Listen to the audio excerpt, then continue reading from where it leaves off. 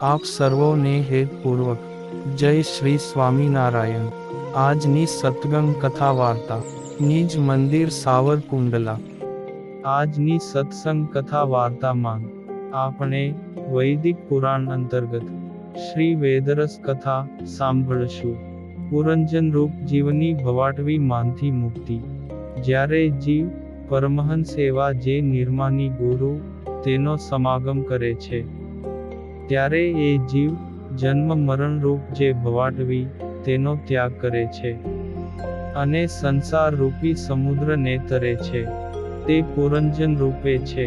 તેના ઈશ્વર બ્રહ્મવેત્તા મિત્ર છે. તે જીવ આ દેહ રૂપી પુરમાં રહ્યો છે. તેની કુબુદ્ધિ રૂપ સ્ત્રી છે.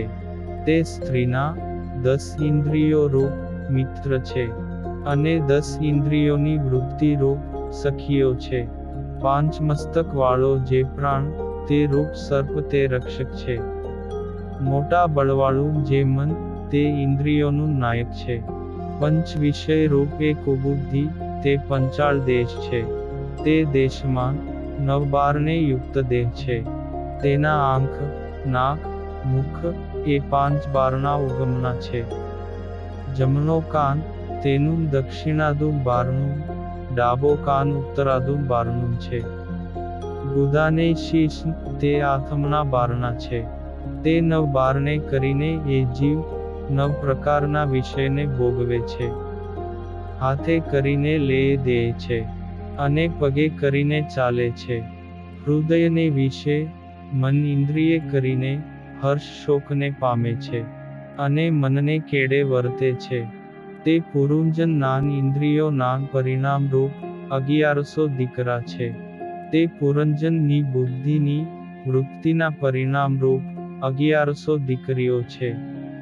હિત અહિત ની ચિંતા રૂપ સ્ત્રીઓ સાથે દીકરાઓને પરણાવ્યા છે ને ઉત્તમ વિષયના ભોગ રૂપ જે વર તે સાથે દીકરીઓને પરણાવી છે. તેણે કરીને પુરંજન નો વંશ વૃદ્ધિને પામે છે અને જીવ એની મમતા એ કરીને કુટુંબમાન બંધાણો છે. હે પરમહંસો, પુરંજન 2 પ્રકારના છે. એક વ્યષ્ટાત્મક ને એક સમષ્ટાત્મક. તે પુરંજન ના પૂરનો કાળ પોતાના ગણે યુક્ત થઈને 100 વર્ષને અંતે નાશ કરી નાખે છે. હવે વ્યષ્ટાત્મક પુરંજન રૂપ જીવ તેને કહે છે કે હે પરમહંસો, તે પુરંજન નો હું મિત્ર છું. મારે સંગે કરીને તે પૂરના ને પુરંજની નો ત્યાગ કરવાને એ પુરંજન સમર્થ થાય છે. જો ત્યાગ કરતો નથી તો એને તે કુટુંબ દુઃખ પમાડે છે. માટે હે પરમહંસો, જે રીતે વિવેક દ્રષ્ટિએ કરીને અવધૂત જે દત્તાત્રેય તે પોતાની બુદ્ધિએ કરીને જે તે રીતે આ સંસાર રૂપી ભવાટવીનો ત્યાગ કર્યો છે, તે યદુરાજાના સંવાદે કરીને આગળ કહેશું. અને હવે પછીની કથા વાર્તા આપણે આગળના ભાગમાં સાંભળશું. અત્યારે આપ સર્વોને ભાવથી જય શ્રી સ્વામિનારાયણ.